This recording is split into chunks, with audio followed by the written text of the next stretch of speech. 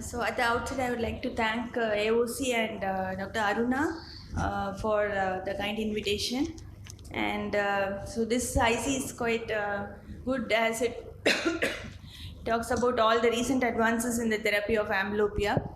And I'm going to talk about fun ways to treat amblyopia in kids. It may be actually coinciding with some of what the previous presenters have already spoken on, and I was caught in another talk, so excuse me for that. I do not have any financial interest. So the first step that you have to remember is that you have to give the correct refraction. Whenever you are going to correct amblyopia, the first step to make sure is that your refraction is correct, the glass prescription is correct, and always rule out organic causes. So if all these three are good, then proceed with the amblyopia therapy.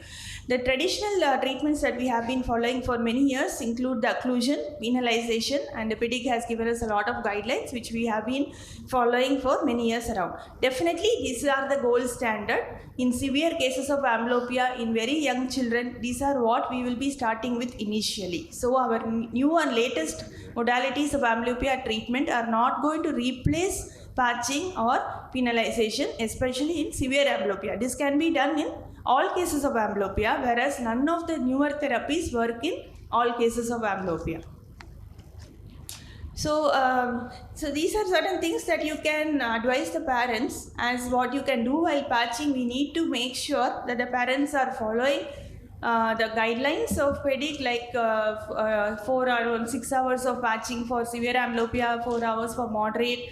And what do they do? So if you say 6 hours, you need to make sure that at least 3 hours of this are filled with near activity. So what do you do during near activity? Parents usually do not have any idea. So you need to give them certain guidelines, or you can make books which can be distributed during the time of counseling in your clinics or hospitals, or you can give forth all the types of activities which the children can do for challenging their near vision based upon their visual acuity. But the traditional therapy do have a lot of pitfalls, like including poor adherence. Certain families, they are not able to do the traditional patching because as the children get older, this problem comes. In very young children, I think patching would be the way to go, especially in the initial stages. You can do it. But once the child becomes like 8 or 10 years old, they do not have the time to do that 6 hours of patching per day. So the decreasing compliance will come when you have to do this therapy for years together, especially with increasing age. The more schoolwork that they have to do, 6 hours, they do not get any 6 hours. Once they come back from school at around 6 o'clock, then they go to tuition class, then they have food and they go to sleep. So there is no time for like this duration of patching.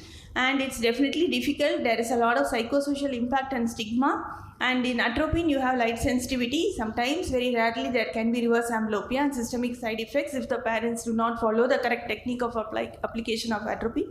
And always the problems of traditional therapy is it does not address the true issue of amblyopia, that is the binocular part of the amblyopia is not targeted in traditional therapy. So you do not achieve actually a true equalization. After patching, we do not have much studies on how many patients actually improve BSV and stereopsis. We may have an improvement in the visual acuity, but whether they really improve on the binocular vision and stereo is not really known. It does not address suppression. There is no simultaneous perception during the therapy at least. And amblyopia is not only a visual acuity loss. Patching will target only visual acuity improvement. It does not target the other issues which are associated with amblyopia, including depth perception, binocular vision, and eye teaming. So amblyopia has a neurological basis. There is a lot of loss of binocular vision skills in these children. They do not have adequate depth perception. They have a lot of difficulty in scanning and tracking, which you can make sure when you are making them to read the logmar chart, they will not read the full chart fully. They will skip a lot of words in between. They have crowding phenomena, contrast sensitivity is poor, vision motor processing is difficult, and they do have issues with peripheral vision. So by patching, we are not addressing any of these issues. They have a lot of reading difficulties. They cannot fuse at near, double vision, headache, skips words and lines, and words appear to swim. These are all the problems which the parents tell. Poor tracking and poor processing. But with the binocular newer therapies, we can address certain of these issues.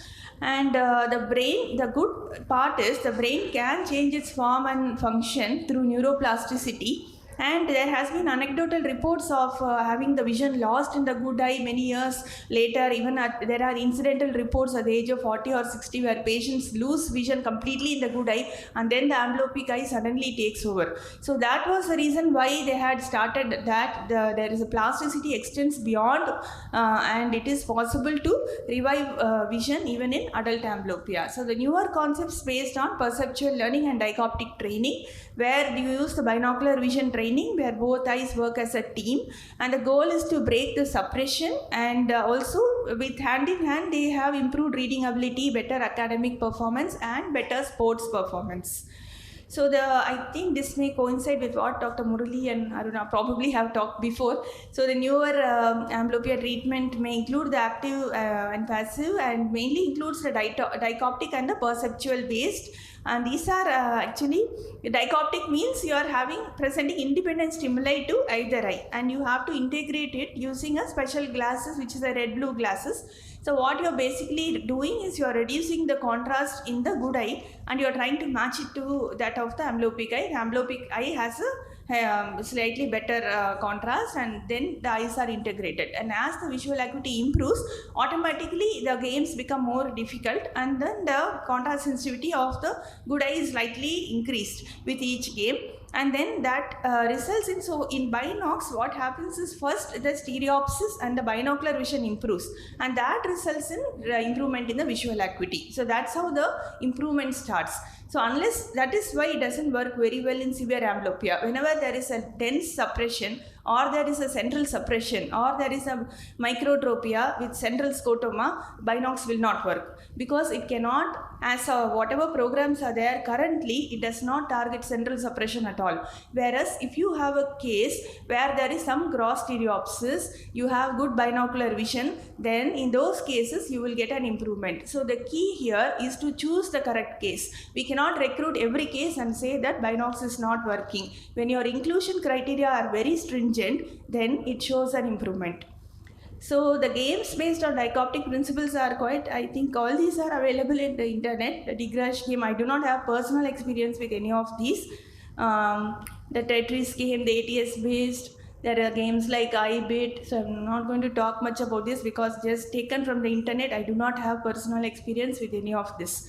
Vivid vision, dichoptic movies, and there are intermittent occlusion glasses. There is monitored adherence to patching, which is available, where you can actually see whether the parents are, the patients are compliant or not. But we have been doing binocs in Aravind Coimbatore for about a year now with the new program. The old program was done earlier, and that we didn't get that good an effect, and many patients dropped out during COVID. So here you have computer vision management. It is a cloud-based technology, as how the previous speakers were mentioning. There is nothing that you need to install in the computer. They just give you a password, and once the patient recruits, they are given a password, and then they can enter it. So currently what we are doing is we are following a hybrid mode, where we are training the patients in our clinic, and we are not entirely giving it to the binocs team. We are not handing over the patient to the binocs team, because that way it didn't work for us. The problem is the patient comes every 1 month, and in between the 1 month the compliance is very less, because they have to do the game at least for 5 or 6 days a week. The problem what we were facing is the binocs, the optometrists of binocs were not able to handle the load. They were recruiting a lot of patients, and they were not able to give the sufficient time. So by the time we enrolled the patient in Aravind, and by the time binocs was seeing the patient, there was almost a 15-day gap between the two, and their appointments were not working. So we have set up an in-house binocs clinic within our hospital, and we are monitoring the patient more frequently. So now we have trained optometrists. So most of the work is done by our people in Aravind, so that we train the patient and the child and the parent. We see whether they are able to do the program. We call them for 1 or 2 sessions in the base hospital. Then we make them do the therapy online, and even the in-between visits, because whenever they give their visual acuity assessments, it never used to correspond with the visual acuity improvements that we are getting in the hospital. The problem is they will do the online assessment, and they will make the patient will come forward. So the distance will not be maintained. So when the distance is not maintained, all their logMAR values does not match with what we were getting in the base hospital. So we do the in-between vision assessment, everything is done by us instead of totally relying on the company. So I think that will be a way, instead of totally saying, okay, we have enrolled in Binox, now let us see after 2 months whether there is visual acuity, doesn't work like that. So I think we need to have a more proactive approach towards it, and that's when we are seeing improvement in these cases. So the patients have to play these games for 30 to 40 minutes. Initial improvement can be seen in around 2 weeks, and you can expect a good improvement in appropriate cases if properly selected by 8 weeks definitely. So this is the therapy. This is our Binox clinic. This sister has been trained by Binox, and she's helping the patient do the therapy in our clinic. So only when we are satisfied that they are performing properly, then we ask them to do it at home. It is not practical for the patients to come and visit us every day. Many of them are from far away, and they will not be able to come and every day do 1 hour of the. We also do not have the time to sit with them for 1 hour every day. But we need to call them every week at least to see whether they have done the requisite number of sessions. And we can open and see actually when the patients log in, we can actually see whether they are doing the sessions, how well they have been doing, and all these things we can monitor and keep on close follow-up. So this is our experience. Around 21 patients we have completed from last March. And the green is where most of them, as you can see, are anisometropic or ametropic amblyopes. See, in ametropic, it is very good. We see a lot of cases where we have like vision improving to 6/12. High myopes, it may be like -8 with -3 cylinder, their vision will be 6/12. There is no way we can improve the vision with any technology. We cannot do bilateral patching, or it doesn't work. But this with Binox, they get their improvement in stereo acuity. The stereo acuity improves and the vision also improves. So it works best, I would say, for ametropic amblyopia, number one. Secondly, for anisometropic amblyopia. For strabismic amblyopia, it hardly works, because most of the cases of strabismic have central suppression, or they have 4-prism diopter test positive. Whenever 4-prism diopter is positive, this Binox will not work. And so even we have aligned the strabismus cases, we have to align. Without alignment, we cannot try, because it's a binocular therapy. Even when the alignment is like having around 2 or 3 prisms of vertical deviation, we have to give the prism, and then only we have to do the Binox therapy. Even we have to do following all these, still our cases have not improved. So I would say that this works in very select patients as of now, but when the selection criteria is followed, it works. So we had a total of 13 anisometropic amblyopes, and all of them improved by 2 logMAR lines, about 8 of them. 3 of them improved by 1, and there were no BCVA improvement in 2. And ametropic, these numbers are very less currently, but these are the patients who have completed it successfully. But we have this April, May, we have a lot of more recruits. And now we are offering as first-line therapy also to younger patients whose parents want to try anisometropic and ametropic amblyopes. So strabismic amblyop, right now we can see in 4 cases only 1 has improved by 2 logMAR line, 1 has improved by 1 logMAR line.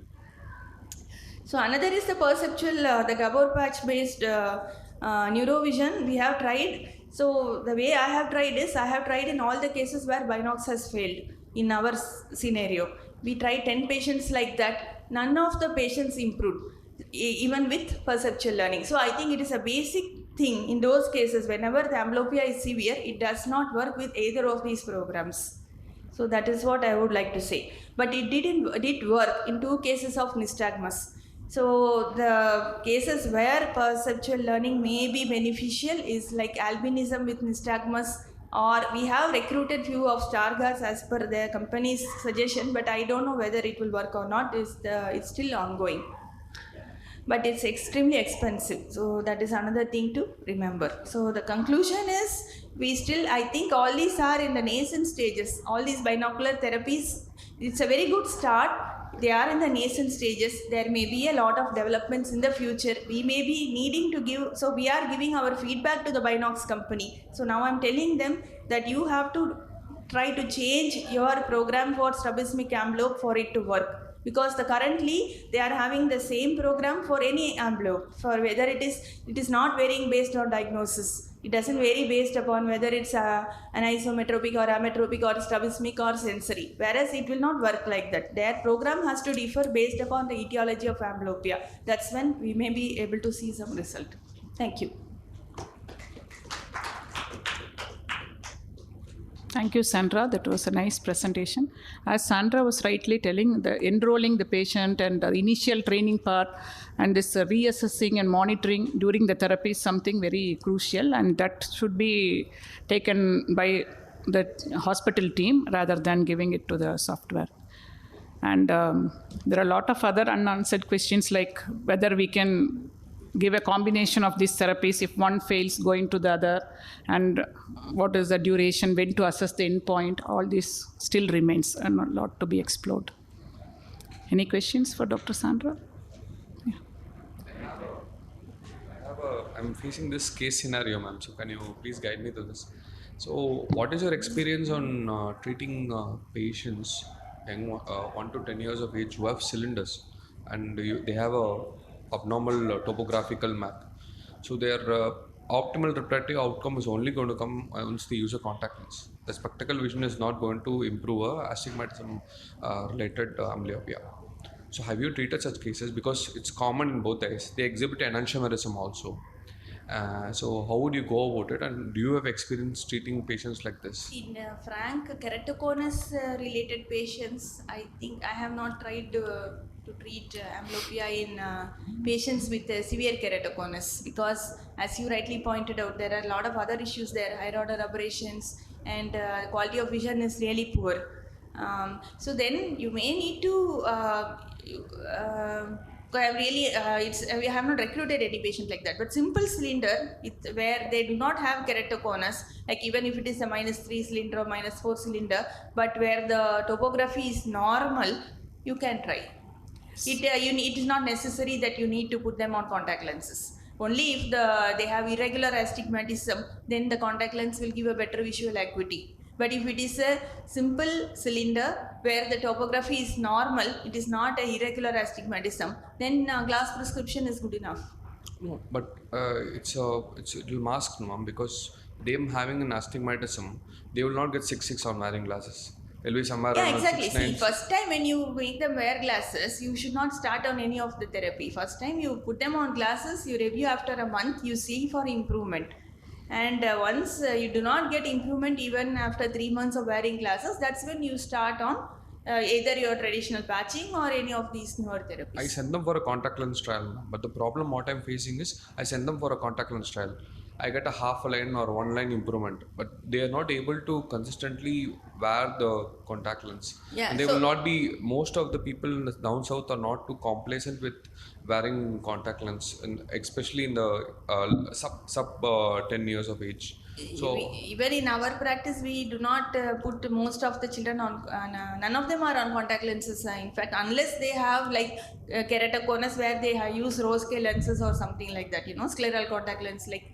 So I'm not understanding whether your patients are keratoconus patients or not keratoconus. No, ma'am. We cannot put it in the purview of keratoconus necessarily. Any astigmatism, if they had an abnormal topography, it's going to induce aberration. So the visual acuity is going to drop. So you can only rectify it once the keratometry is stabilized using a contact lens. So I'm just wanted to know if you have experience with putting contact lens for them and putting lenses. Will this binocs therapy, Probably it might, but then again in our scenario we do not use contact lenses that much also. The other thing is whether some patients, as she was telling, they will not, as you were telling, they were not good candidates for contact lens. They might wear it during the therapy. I have one patient like that, and then later they will go only during the training session. After that, they will go back to the glasses. So all these are there. We have to see. I think we have to take each on a case-by-case basis. Yeah. We cannot put forth any generalizations. Because as far as contact lens is concerned, the rose scale lens tends to fall off because it sits on the cornea. So scleral lenses. You can try some scleral lenses. Yeah. The problem is they're more expensive. Yeah, that is there. That's what I said. For Indian scenario, we have to see how strategize how to. Yeah. When you're beginning any amblyopia, you leave all these difficult cases. Find the easy cases first. In all cases, I regular amblyopia, you are having proper retinal image, but it is the brain that you are treating. In the case you mentioned, the quality of the retinal image, that Strum's conoid itself would not be a point focus, no? So I Yeah. don't think any of these therapies are going to improve that.